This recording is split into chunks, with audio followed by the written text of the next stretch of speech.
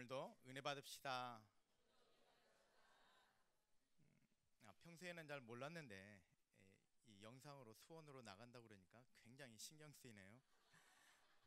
앞에서 이렇게 모니터도 있고 하다 보니까 많이 신경이 쓰입니다. 아무튼 수원에도 하나님의 크신 은혜가, 오늘도 이 영상 예배를 통해서도 이 큰 은혜가 하나님의 부어주심이 있기를 간절히 축원합니다. 오늘 말씀의 제목은요, 소망은 어디에서 오는가? 한번 따라해 보시겠습니다. 소망은 어디에서 오는가? 오늘 이 질문에 대한 대답이 우리 모두 가운데 있어서 그 소망을 반드시 품고 그 소망이 이루어지는 우리 모든 성도들 다 되시기를 간절히 축원합니다. 이렇게 이야기하면 우리 어린 친구들이나 청소년들에게는 즉각적인 답이 나오겠죠. 소망은 세뱃돈에서 옵니다. 이렇게 얘기할 겁니다. 어제 조카를 봤더니요, 이 조카가 입이 아주 이렇게 나왔습니다. 왜 나왔나 봤더니 할아버지 멀리, 그것도 서울도 아닌 대구까지 갔는데 할아버지가 세뱃돈을 별로 안 주셨대요. 원래 많이 주시던 분인데 별로 안 주셨대요. 그 이유가 있기는 있습니다. 그 부모 탓이죠. 그 부모에 대한 어떤 경고의 메시지인데 이게 왜 손자 손녀한테 가냐라는 거죠. 근데 이 아이는 모릅니다. 예전에는 우리 세종대왕님이 참 인기가 좋으셨는데 요즘에는 인기가 굉장히 떨어지셨어요. 예전에는 세종대왕 초상화 한 2장 받으면 기뻐했던 아이들이 이제 세종대왕보다 어떤 인자하게 생긴 아주머니, 이분을 좋아합니다. 세종대왕 4장 있어도요, 이 아주머니 1장과 안 바꿉니다. 많이 영악해졌죠. 평소에는 이 할아버지가 이런 걸 주실 분인데 세종대왕 달랑 2장, 그러니까 이 아이가 굉장히 실망해가지고 이게 하루가 넘어갔는데도 여전히 그러고 있습니다. 소망은 어디에서 오는가? 세뱃돈에서 온다고 생각했는데 소망이 꺾여버렸죠. 소망이 꺾이면요, 그것은 바로 절망이라는 겁니다. 우리 절망의 일들이 우리 가운데 없을 수는 없지만 가능하면 없기를 바랍니다. 그러기 위해서 우리가 어떻게 하면 소망을 찾고 소망을 구하고 소망을 소유하는가? 소망을 소유하는 그 사람이 절망에서 멀어지게 됩니다.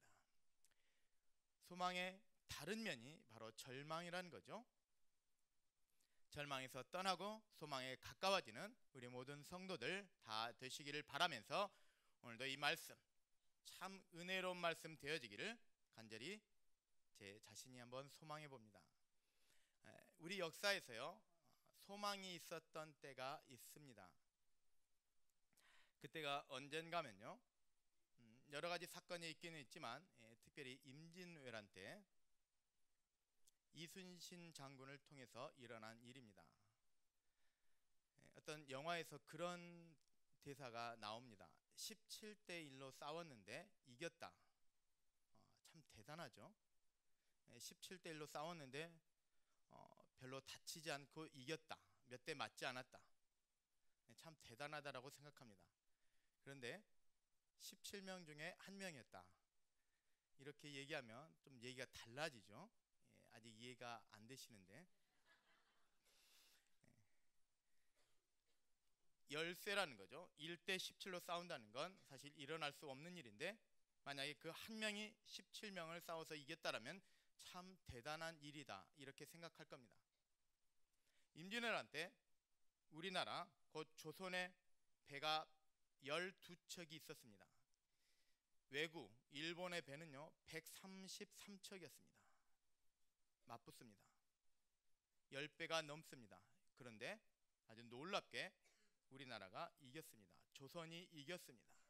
이순신 장군이 승리했습니다. 기적이죠.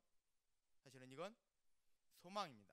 절망, 전쟁이라고 하는 그 절망 가운데서 이 승리를 통해서 소망이 싹 텄다는 겁니다. 반대를 한번 보겠습니다. 우리에게는 이것이 소망이고 희망이고 살아남이지만 일본 입장에서 보겠습니다. 133척의 배를 보냈다는 거죠. 그런데 12척을 이기지 못하고 다 물에 수장됩니다. 이건 망한 거죠. 이건 바로 절망입니다. 소망이 없으면요, 바로 절망입니다. 우리에게는 소망이었고 상대편에게는 절망이었습니다. 우리 역사 가운데 어떤 특별한 은혜의 날, 바로 그날 임진왜란 그 전쟁에서 승리할 수 있었던, 그래서 그 가운데서 싹텄던 소망이 우리 역사 가운데 있습니다. 이제 현재 이야기를 해보겠습니다. 요즘 참 많은 말이 되고 있는 이 AI, 이 조류 인플루엔자, 이 얘기를 하다가 닭이 감기가 들어서 이렇게 우리나라가 시끄럽다고 그랬더니 이 말을 듣던 어떤 한 사람이 아니 닭도 감기에 걸리냐고 물어보더라고요. 걸리죠. 걸리니까 이 말이 나왔겠죠. 그럼 왜 이 조류 인플루엔자가 문제인가? 참 많은 분들이 걱정합니다. 이제 닭, 오리 이런 거 못 먹겠다, 달걀 이런 것도 못 먹겠다, 이런 걱정을 하죠. 그런데 언론에서는 먹어도 괜찮다라고 이야기합니다. 먹으라고 권장까지 합니다. 왜 이런 일이 생겼나? 그러면 이렇게 전염병이 퍼져나가는데 지금은 새에게만, 조류에게만 문제가 되지만 이것이 더 심해지면 인간에게도 해를 끼칩니다. 이 바이러스가 인간에게도 전염된 경우도 생겼습니다. 많지는 않았지만. 그래서 빨리 어떻게든 끝내야 되죠. 세상에서 이 절망 가운데 소망이란 무엇입니까? 세상에서 쓰는 방법, 방역을 하죠. 그런데 그 방역은 몇 년 전에도 있습니다. 그런데 지금 또 합니다. 근본적인 소망의 대책이 아니라는 겁니다. 왜 이런 일이 생기는가, 그 원인을 파악하더니 나온 얘기가 그겁니다. 이게 종이죠. 종입니다. 제가 이것을 여기서 가져왔더니 굉장히 민감하게 반응하는 사람이 있어요. 어떻게 할까봐 다시 돌려줍니다. 이 종이 크기가 A4 용지라고 하죠. 인간에게 얼마나 많은 땅이 필요한가, 이런 제목의 소설이 있습니다. 그 소설의 주인공은 자기가 밟은 그 땅, 하루 동안에 밟은 그 땅이 자기 소유가 된다라는 그 말을 듣고 아침 일찍부터 나가서 최대한 멀리 갑니다. 그리고 마침내 돌아옵니다. 돌아와서 아주 넓은 땅을 차지하게 됐는데, 그리고 나서 그가 죽습니다. 너무 과로했습니다. 너무 심하게 그렇게 왔다 갔다 하다 보니까 죽게 됩니다. 인간에게는 얼마나 많은 땅이 필요한가? 우리는 아무리 많은 땅을 소유해도요, 부족함이 없습니다. 남는다라고 생각하지 않습니다. 아니, 여전히 부족합니다. 더 많은 것 소유하려고 하죠. 그런데 정작 그 인간이 이 닭에게 허락한 면적은, 닭 한 마리에게 허락한 그 땅은요, 이 A4 용지 한 장 정도도 되지 않습니다. 이렇게 좁은 공간 안에 사육합니다. 닭을, 오리를. 그러다 보니까 이 사람만 스트레스를 받는 게 아니라 이 동물도 스트레스를 받습니다. 이 인플루엔자, 그냥 건강하면 넘어갈 수 있는데 너무 스트레스를 받다 보니까, 그리고 자기 배설물 그 위에서 모든 것을 다 생활합니다. 움직이지 못하고. 그러다 보니까 거기서 받는 스트레스가 심하고 거기에서 전염되는 병균, 바로 그걸 통해서 감염된 게 바로 이 조류 인플루엔자입니다. 세상의 방법은 방역합니다. 그리고 감염된 이런 새 종류들을 그냥 땅에 파묻어 버립니다. 그걸로 끝났다라고 이야기합니다. 과연 이것을 우리가 소망이라고 이야기할 수 있는가? 근본적인 소망의 대책은 무엇입니까? 어떻게 하면 이것을 끝낼 수 있을까요? 여기에 대한 어떤 한 대안으로 그렇게 이야기합니다. 우리가 흔히 대형마트에 가면 자주 보게 되는 게 1 플러스 1이라는 걸 많이 봅니다. 하나를 사면 하나를 더 껴줍니다. 그런데 여기에 맹점이 있다라는 거죠. 여기 함정이 있다라는 겁니다. 하나를 사는데 하나를 더 줍니다. 왜 줍니까? 그러면 이 하나 더 주는 이 하나는 어디서 보상을 받습니까? 바로 인간의 탐욕이라는 겁니다. 적은 돈을 지불하고 많은 것을 먹겠다는, 자기가 가지고 있는 돈은 한 마리 값밖에 되지 않는데 그걸 가지고 두 마리를 먹겠다는 인간의 탐욕이라는 거죠. 인간의 그 욕심이 이 AI를 만들게 했다는 겁니다. 근본적인 대책은 인간의 욕심을 줄이는 거죠. 우리의 탐욕, 우리의 탐심. 식욕을 절반으로 줄이시면 어느 정도 해결될 줄 믿습니다. 너무 싸게 먹는 게 그렇게 좋지만은 않다라는 거죠. 그것이 결국에 우리에게 다시 돌아옵니다. 여러 가지 질병으로 돌아오고 여러 가지 문제들로 우리에게 다시 돌아옵니다. 바로 원인은 탐욕입니다. 그러면 이 AI, 지금 우리나라에 퍼져 있는 이 절망의 상황에서 여기서 희망은 무엇일까? 그래서 우리는 어떻게 희망을 발견합니까? 바로 다른 어떤 사람에게서 그 원인과 결과를 찾는 것이 아니라 우리 자신에게서 찾는다면 이 문제를 훨씬 더 쉽고 빠르게 해결할 수 있습니다. 바로 인간의 그 탐욕 가운데 그 인간 중에 우리 한 사람 한 사람이 포함되어 있음을 반드시 기억하시면서 꼭 AI뿐만 아니라 인간의 욕심이 여러 부분에서 이런 문제를 낳을 수 있다는 걸 다시 한번 생각해 본다면 이런 절망적인 상황 가운데서도 우리는 소망을 발견하고 그 가운데서도 문제를 해결해 나아갈 수 있습니다. 우리 마음 가운데 하나님도 말씀하셨죠. 탐심, 탐욕을 제하라는 말씀을 하십니다. 꼭 이런 상황이 아니어도 우리에게 있어서는 안 되는 부분들, 내 탐심을 제했더니 사회의 문제도 해결되더라. 우리가 이런 믿음 가지고 우리 마음 가운데 있는 이런 탐욕의 마음들을 제할 수 있는 귀한 은혜가 우리 모두 가운데 있기를 간절히 축원합니다. 이 세상에 소망이 들어왔습니다. 그 소망은 무엇이었는가? 처음에 이 땅에 이 소망이 들어온 건 바로 예수 그리스도, 바로 예수님 탄생을 통해서 소망이 들어왔습니다. 그런데 이 일이 모든 사람에게 소망은 아니었나 봅니다. 그때 예수님 탄생에 대한 이 사건을 듣고 이 일을 듣고 이걸 깨달은 사람이 예수님을 찾아 헤매며 여행을 합니다. 그 사람들이 동방박사들이고요. 그 사람들이 목자들이었습니다. 이들에게 예수님 탄생은요, 소망입니다. 희망입니다. 그들에게는 빛이었습니다.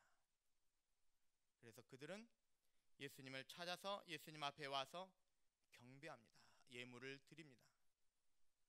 그런데 그 반대편에 서 있던 사람, 그때 그 이스라엘 땅의 왕이었던 헤롯은 그 소식을 듣고 분노합니다. 이 땅의 왕은 난데 이 땅에 또 어떤 왕이 있는가? 분노합니다. 절망하죠.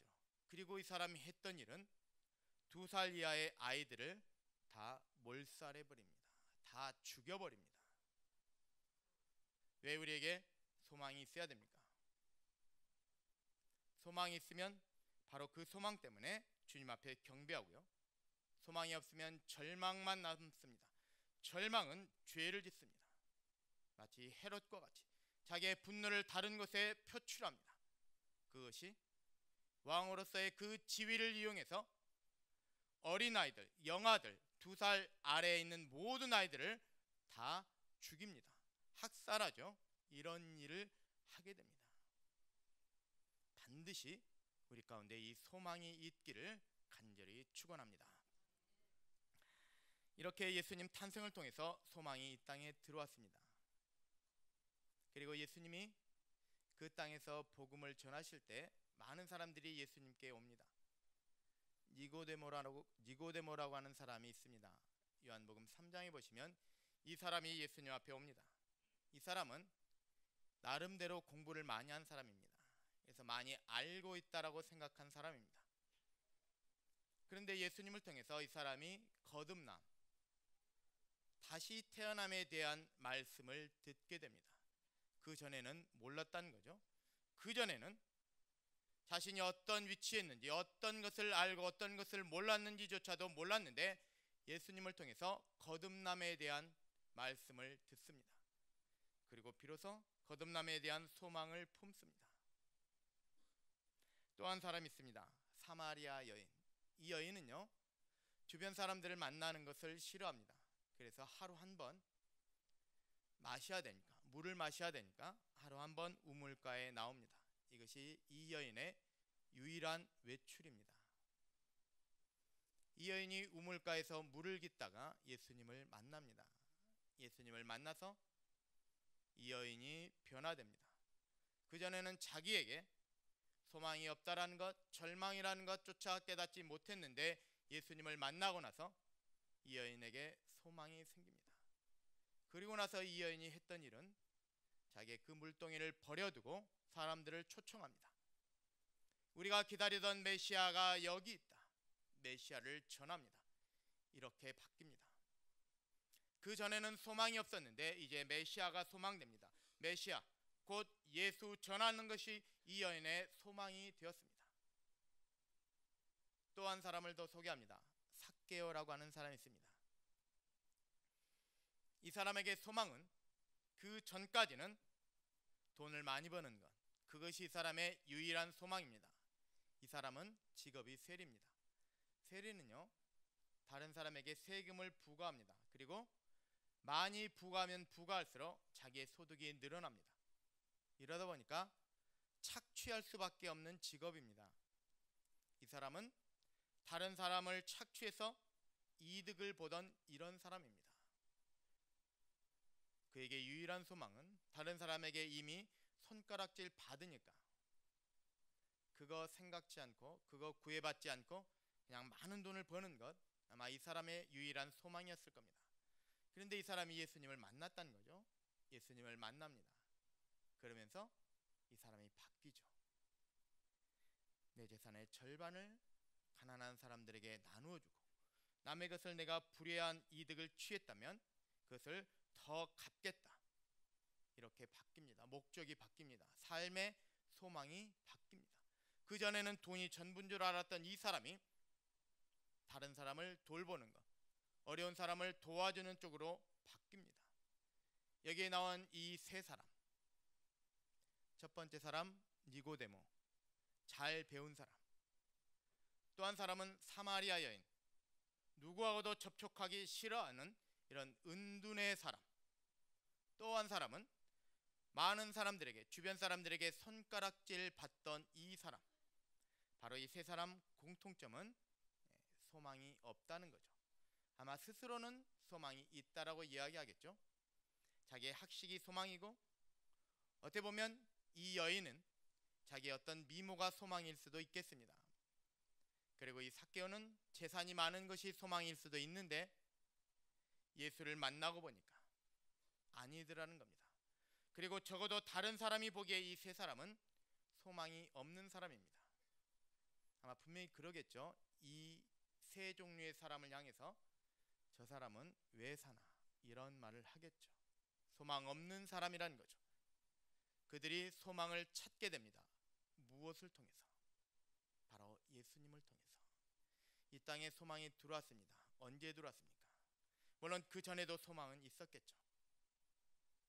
바로 예수 그리스도의 탄생을 통해서 소망이 들어왔고요. 예수님이 복음을 전하시면서 예수님을 통해서 그 소망이 번져나갑니다. 이제는 어떻습니까? 지금은 예수님이 이 땅에 계시지 않습니다. 지금은 어떻게 우리가 소망을 품습니까? 어떻게 소망을 가지고 살아갑니까? 바로 예수의 그 제자들을 통해서, 제자의 또 다른 제자를 통해서, 그리고 하나님의 말씀을 통해서 우리는 이 소망을 발견하며 소망을 품고 살아갈 수 있습니다. 바로 하나님이 우리에게 주신 큰 은혜, 소망의 책 성경, 그리고 하나님의 말씀을 듣는 이 말씀을 통해서 날마다 소망을 품는 우리 모든 성도들 다 되시기를 축원합니다. 금요일이 설날이었죠. 금요일날 철야 예배가 있었습니다. 없다라고 생각하는 분들도 참 많으셨는데요. 그래서 전화하신 분들도 많았는데 다행스럽게 있었습니다. 그런데 저는 하려고 생각은 하고 있었습니다. 과연 몇 분이나 오실까 이렇게 생각했는데 상상 이상으로 많이 오셨습니다. 하나님의 말씀을 듣고자 하는 그 마음, 없다라고 오지 말라라는 이 말이 없다 보니까 당연하게 여기고 나오는 분들이 참 많더라는 거죠. 그래서 오기 전까지는 부담이 없었는데 오고 나니까 부담이 생겼습니다. 아니, 설날에도 말씀 듣겠다고 왔는데 너무 쉽게 생각하고 온 거 아닌가. 어쨌든 우리가 하나님의 말씀을 듣는 건 바로 소망을 품는 거죠. 그 소망이 우리 가운데 있으면 있을수록 사실은 더 큰 소망을 품게 됩니다. 예수님 계실 때는 바로 예수님의 말씀을 통해서 소망을 품었지만, 예수님이 승천하신 다음에는 예수님이 하셨던 그 말씀, 예수님이 우리에게 남겨주신 이 말씀이 우리에게 소망됩니다. 이 소망의 근거가 사도행전 3장에도 나옵니다. 지난 수요일 노숙자 그 모임, 그 교회가 있습니다. 그냥 노숙자를 대상으로 설교한다라고 생각했는데 그게 아니고요. 거기에는 엄연한 그냥 교회입니다. 정상적인 교회인데 그 교회 대부분의 성도가 노숙자였던 거죠. 참 놀랬습니다. 그냥 노숙자라고 생각하고 갔더니 그냥 어떤 부흥회에 간 것 같은 그런 느낌, 그런 분위기. 많은 사람들이 일반적으로 생각하던 노숙자와는 전혀 다른 모습입니다. 아마 그 사람이 노숙자라고 생각하며 노숙자 봉사하는데 가겠다라고 하는 사람이 있다라면 두 번째 갔을 때는 분명히 실망할 겁니다. 저번에 만났던 노숙자와 전혀 다르다. 사실은 그분들은 어떻게 보면 노숙자가 아닐 수도 있습니다. 거기서 많이 빠져나온 분들입니다. 알코올에서 빠져나왔고요. 그냥 어떤 집이 없을 뿐이지 우리가 일반적으로 생각한 사람들에게 피해를 주는 그런 사람들이 전혀 아니더라는 겁니다. 과연 무엇이 그들을 바꾸었을까? 말을 들으니까 처음부터 그러지는 않았습니다. 처음에는 이들도 일반 노숙자들과 똑같았는데 그들에게 예배를 통해서 하나님의 말씀을 전하다 보니까 1년, 2년 지나다 그들이 변화된 모습입니다. 그래서 그 어느 때보다도 그 어떤 것보다도 뜨겁게 찬양하며 하나님의 말씀을 사모하며 뜨겁게 기도하는 그 사람들입니다. 소망은 어디에 있습니까? 바로 하나님의 말씀을 사모하는 가운데, 하나님의 은혜를 사모하는 그 자리에 소망이 있습니다. 오늘 우리가 하나님의 말씀을 사모하며 하나님 앞에 예배하는 이 가운데 우리가 이곳에서 소망을 발견할 수 있습니다. 반드시 이곳에서, 반드시 예배를 통해서 소망을 발견해야만 합니다. 소망이 없으면 그 사람은 절망입니다. 오늘 품어야 될 소망을 오늘 품지 못하면 적어도 다음에 소망을 품기 전까지는 그 사람은 어떤 면에서는 절망 가운데 놓여져 있다는 거죠. 절망을 원하는 사람은 한 사람도 없습니다. 그런데 우리가 소망을 품지 않으면서 나는 절망이 아니다라고 생각한다는 거죠. 분명히 기억하십시오. 내게 소망이 없다라면, 내 마음 가운데 품고 있는 이 소망이 없으면 사실은 절망 가운데 놓여져 있습니다. 한 사람도 절망 중에 처해져 있는 성도들 없기를 우리 주 예수 이름으로 간절히 축원합니다. 이 AI 이야기를 했는데요. 면역력이 약해져서 이런 질병에 걸린다라는 이야기를 했습니다. 면역력이 약해지면 병에 걸리기 쉽습니다. 그리고 몸이 약해지면 졸음도 잘 옵니다. 이 가운데 이 바이러스, 잠바이러스에 감염되는 성도들 없기를 바라는 것이 오늘 이 시간 저의 소망입니다. 조금씩 감염되어가는 분위기가 어디서부터인지 모르겠는데 퍼져 나가고 있는 것 같아서 참 걱정입니다. 살짝 방역을 하는 거죠. 우리가 소망을 품고 살아야 되는데, 그러면 그 소망은 어디에 있는가? 첫 번째 예를 들었던 것, 두 번째 예를 들었던 것, 절망 가운데 있는 사람이 예수를 통해서 소망을 품게 됩니다. 절망, 전쟁이라고 하는, 임진왜란이라고 하는 그런 역사적인 어떤 절망 가운데서 소망으로 바뀝니다. 소망은요, 좋은 환경에서 나타나는 것이 아니라는 거죠. 사실은 이 절망 가운데서 우리가 소망을 발견할 때 그것이 참 소망이 됩니다. 우리는 비가 오지 않는 맑은 날씨를 좋은 날씨라고 표현하죠. 맑은 날, 좋은 날.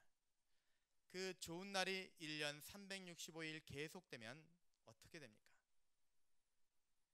그날을 우리가 좋은 날이라고 합니까? 올 1년 동안은 좋은 날만 되었다라고 이야기합니까? 사실은 그 1년이 사실은 절망입니다. 그래서 우리는 가뭄이라고 표현하죠.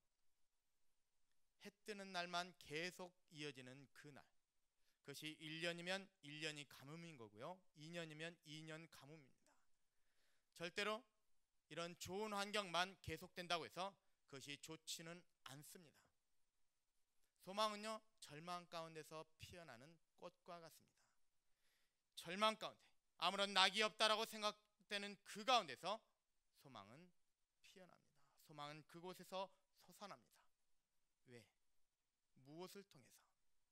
바로 우리 주 예수 그리스도를 통해서.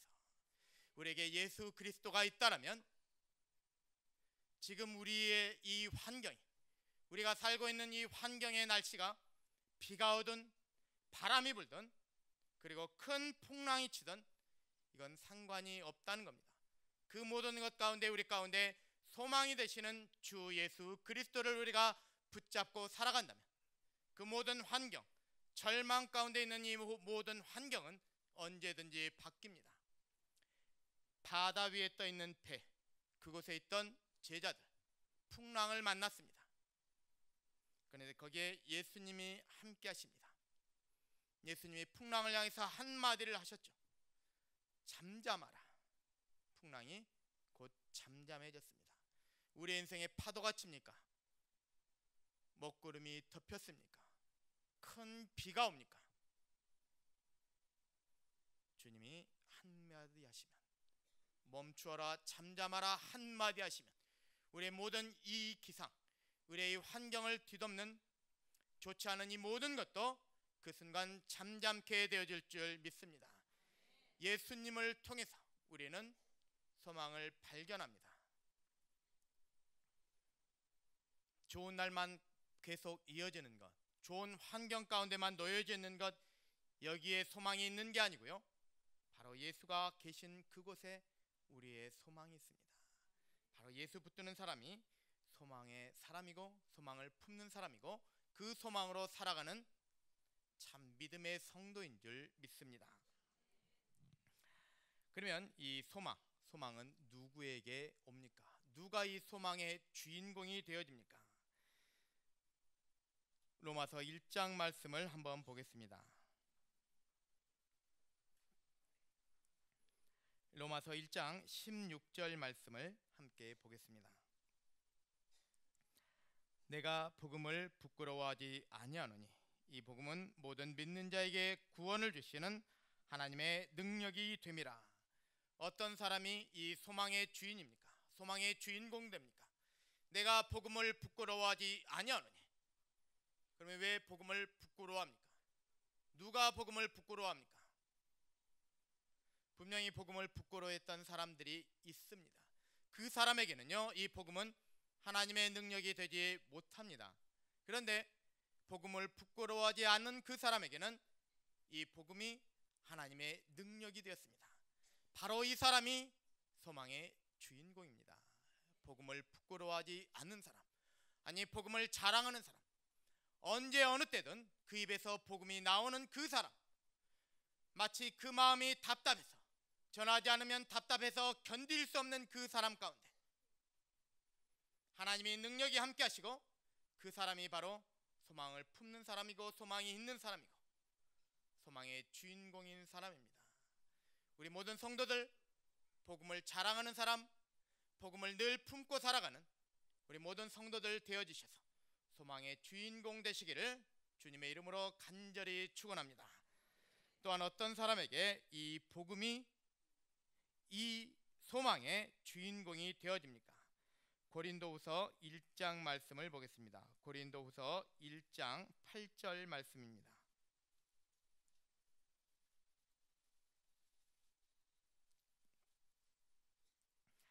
형제들아, 우리가 아시아에서 당한 환난을 너희가 알지 못하기를 원치 아니하노니 힘에 지나도록 심한 고생을 받아 살 소망까지 끊어지고. 이 복음을 가지고 전파했습니다. 복음을 전하다 보니까 어떤 일을 당했는가 하면요, 아시아에서 여러 가지 환난을 당했는데 그 환난이 얼마나 컸던지, 여기는 살 소망입니다. 살고자 하는 그 마음까지 다 끊어졌다라고 이야기합니다. 그런데 그 다음 구절을 한번 보십시오. 9절 말씀 우리 다 같이 한번 읽어보겠습니다. 우리 마음에 사형 선고를 받은 줄 알았으니 이는 우리로 자기를 의뢰하지 말고 오직 죽은 자를 다시 살리시는 하나님만 의뢰하게 하심이라. 아멘. 누가 소망의 주인공입니까? 비록 살 소망까지 끊어졌다 할지라도 자기 자신을 의지하지 않고 오직 죽은 자 가운데서 살리시는 이 능력의 하나님, 이 하나님만 의지하는 그 사람이 소망의 주인공입니다. 바로 이 하나님만을 신뢰하며 하나님만을 붙들고 늘 하나님만 의지하는 소망의 주인공 다 되시기를 우리 주 예수 이름으로 간절히 축원합니다. 바로 이렇게 소망이 우리 모두 가운데 있게 되면 소망의 사람은 이제 무엇을 합니까? 하나님 우리에게 왜 소망을 주셨을까요? 우리에게 소망을 주셨으면 목적이 있다는 거죠. 하나님의 목적은 무엇입니까? 하나님 왜 우리 마음 가운데, 우리의 심령 가운데, 우리의 생활과 환경 가운데 왜 소망을 주십니까? 왜 소망을 품고 살아가게 하십니까? 우리 입에 복음을 주셨습니다. 우리 마음에 복음을 주셨습니다. 하나님만 의지하는 이 마음을 주셨습니다. 그래서 소망을 품게 하십니다. 소망을 품은 사람은 무엇을 합니까? 소망은 다른 말로 하면요, 생명입니다. 소망을 품는 건 어떤 면에서는 생명을 품는다는 거죠.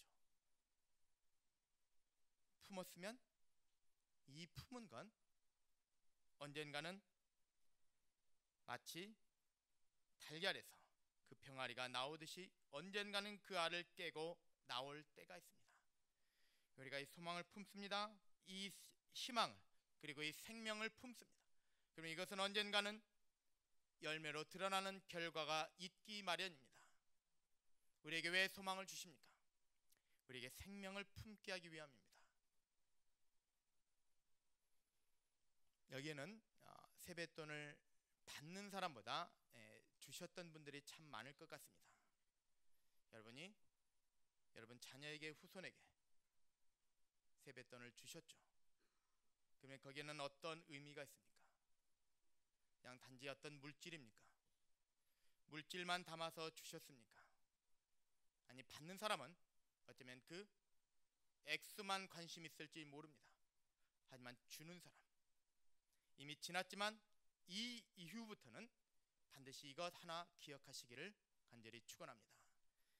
물질뿐만 아니라 그곳에 소망을 담아서 주시는 여러분 되시기 바랍니다.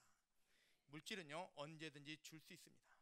그런데요, 거기에 소망을 담아서 주는 건 아무 때나 할 수는 없다는 거죠. 특별히 1년에 한 번 있는 날입니다. 1년에 한 번 복 많이 받으십시오, 복 많이 받아라 이야기하면서 말로는 복을 이야기합니다.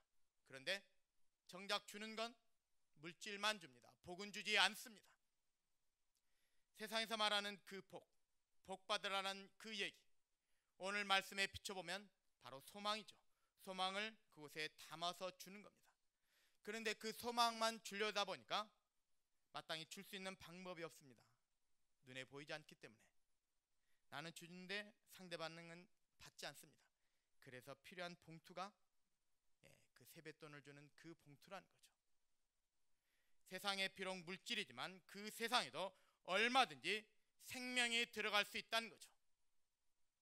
가까이 있는 여러분의 자손들에게 먼저 이제는 물질뿐만 아니라 세상에서 통용되는 그런 질서대로 물질만 주는 것이 아니라 하나님의 소망, 이것까지 담을 수 있는 우리 모든 성도들 다 되시기를 바랍니다. 소망을 품은 사람은요, 소망의 주인공은요, 바로 소망을 주는 사람입니다. 바로 이것을 통해서 또 다른 소망, 또 다른 생명을 우리가 품습니다. 그리고 또 한 가지는 내가 복음을 부끄러워하지 아니하노니, 이 복음은 모든 믿는 자들에게 구원을 주시는 하나님의 능력이라. 이 복음을 전하다가 자신의 생명, 이제 더 이상 살고 싶은 소망까지 잃어버릴 정도로 그런 환난을 당했습니다. 그럼에도 불구하고 바울은 여전히 이 소망의 씨를 뿌립니다. 복음의 씨를 뿌립니다. 소망은 바로 복음입니다. 복음을 뿌리는 것이 소망을 뿌리는 겁니다. 우리가 품어야 되고 뿌려야 되는 것이 소망의 주인공, 바로 우리 모두가 해야 될 일입니다. 우리에게 소망이 있습니까? 우리에게 예수가 있습니까? 예수가 있는 사람은 그 마음 가운데 분명히 소망이 있지요. 이제 내가 소망이 있다는 것을 어떻게 드러낼까요? 또 다른 생명을 품음으로써, 그리고 이 소망의 씨, 복음의 씨를 뿌림으로써 우리에게 소망이 있다는 것을 드러냅니다. 장차 그곳에서 피어날 열매와 그곳에서 피어날 아름다운 생명을 바라보시면서 우리 모두가 소망을 품고 소망을 뿌리며 소망을 전하는 우리 모든 성도들, 소망의 주인공 되어지는 모든 축복 성도들 다 되어지시기를 주님의 이름으로 간절히 축원합니다. 기도하겠습니다.